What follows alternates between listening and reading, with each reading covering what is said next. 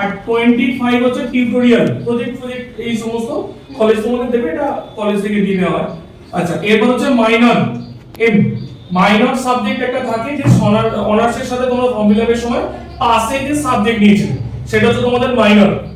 আচ্ছা, এরপর আর কি বললাম, আইডিসি,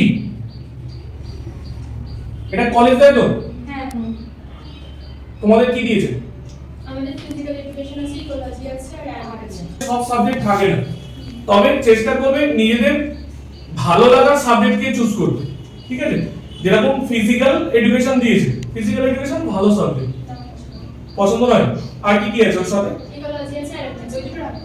আচ্ছা, যাই হোক, সেটা তুমি রাখতে পারো। আচ্ছা, মাইনর সাবজেক্টেরও সেম, এটা যেরকম নাম্বার বিভাজন এটা তোমাদের একই।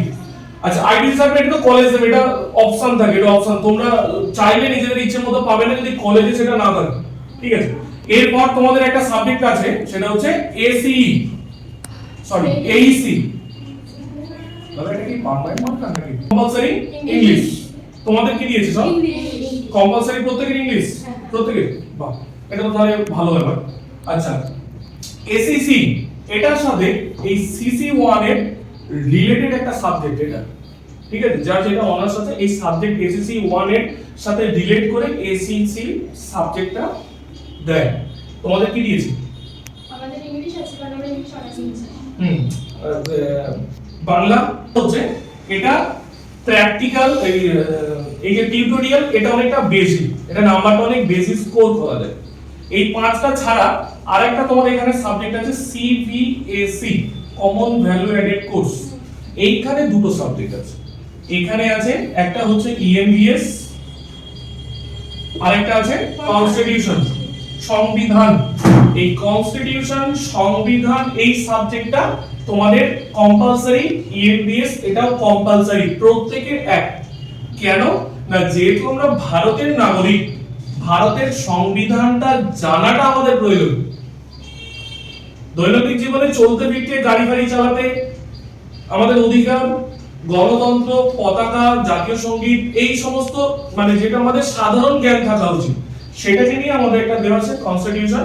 আগে এগুলো আমাদের ছিল না, কিন্তু এখন আমাদের দেশের সংবিধান কিছুটা জানার জন্য এটা কম্পালসরি করেছে। ইএনপিএস টা এটাও কেন কম্পালসরি করেছে? এটা আমাদের ফার্স্ট সেমেও আছে, সেকেন্ড সেমেও আছে। এটা কম্পালসরি করার জন্য আমাদের ব্যক্তিগত যে কাজকর্ম করি, সেই ব্যক্তিগত কাজকর্ম পরিবেশের উপর কতটা প্রভাব ফেলে এবং পরিবেশের এই ক্ষয়ক্ষতি আমাদের ব্যক্তিগত জীবনে কতটা প্রভাব ফেলে। মানে হচ্ছে আমরা গাড়ি চালিয়ে যাচ্ছি, ধোঁয়াটা পরিবেশের উপর প্রভাব ফেলছে। পরিবেশ বিশ্ব উষ্ণায়নের ফলে গরম হয়ে আমাদের গরমে কষ্ট হচ্ছে, আমাদের হিট স্ট্রোক হচ্ছে, আমাদের হাঁপানি হচ্ছে। এটা কি পরিবেশের জন্য আমরা আবার ক্ষয়ক্ষতি হচ্ছে? এইটা যাতে না হয়, তুমি যে কাজের সাথে যুক্ত হও বেঁচে থাকার জন্য, পরিবেশের উন্নতি করা, ক্ষয়ক্ষতি না করা, এটা জানার জন্য, এই জন্য এটাকে কম্পালসরি হিসেবে রেখেছে। এই দুটো জিনিস আমাদের জানতেই হবে। ভারতে বেঁচে থাকতে গেলে ভারতের সংবিধান, পরিবেশে থাকতে গেলে পরিবেশ সম্পর্কে জ্ঞান। এই জন্য এই দুটো common value added course. Value মানে মূল্যবান, কমন মানে সাধারণ। তো এই দুটো হচ্ছে আমাদের ফার্স্ট সেমে ভীষণ একটা ইম্পর্টেন্ট কোর্স এবং এগুলো স্কোর করা যায়। এটাও 50, এটাও 50।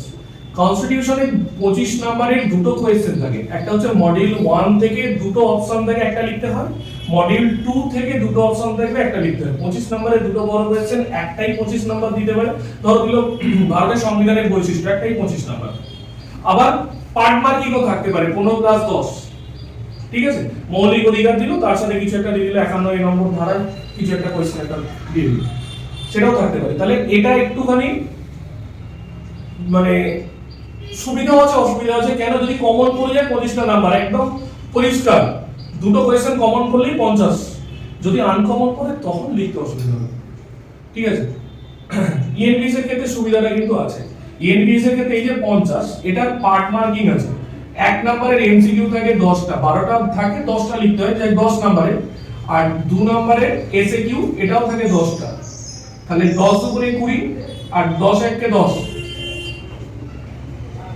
আর এখানে 4 নম্বরের এই 4টে থাকে 5 নম্বরের কোশ্চেন, 4টে থাকে 5 নম্বরের কোশ্চেন, 4 5 20, তাহলে 20 20 40 আর একে 50। এখানে কমন পাওয়ার জায়গাটা অনেক বেশি, অপশন বেশি। এখানে হতে পারে কমন পেয়ে গেলে ভীষণ, যারা কমন পাবে তারা একদম ব্যাপক নাম্বার পেয়ে যাবে, যারা পাবে না তাদের একটু অসুবিধা হতে পারে। তবে সেটা না, সাজেশন ওয়াইজ এটা পড়ে, এটা সাজেস্টিভই কোয়েশ্চেন পড়ে।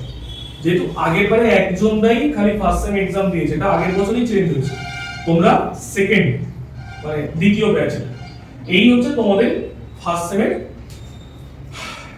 টোটাল গল্প। আইডিসি নাম্বার এটা সম্ভবত 50 নাম্বার রিটেন থাকে আর 25 সম্ভবত টিউটোরিয়াল থাকে। আর এই 50 নাম্বারের কটা ডট কোয়েশ্চেন অনার্স করছো না, এখানে খালি এই মাইনর না হয়ে এটা সিসি 2 হয়ে যাবে, ঠিক আছে? এইটাই হচ্ছে খালি চেঞ্জ, এছাড়া বাদবাকি সেম, ঠিক আছে? তোমরা পাশে যে সাবজেক্ট নিয়েছিলে, মানে এরকম ব্যাপার নয় যে যারা অনার্স করছে তারা সিসি 1 একটা সিলেবাস অনেক কম, আমাদের পাশে নিচ্ছে দুটো সিসি, তো তোমরা ওদের থেকে আমাদের অনেক বেশি পড়তে হবে, এরকম না। যারা অনার্স করছে তাদের সর্বদাই সিলেবাস বেশি। যারা তোমরা যেটা পাশে নিচ্ছ তাদের সিসি 2 আর সিসি 1 দুটো দেখতে লাগলেও ভয় পাওয়ার কিছু নেই। অনার্সের থেকে তোমাদের কিন্তু সিলেবাস অনেকটাই কম। 5টা অধ্যায় আছে, ঠিক আছে? খুব সোজা সোজা অধ্যায় আছে, জীব বৈচিত্র্য, বাস্তু সংস্থান, দূষণ, এই সমস্ত যেটা আমরা 11 12 পড়েছি তার কিছুটা, আর কিছুটা একটু বাড়িয়েছে, ঠিক আছে? সেইগুলো থেকে পড়বে।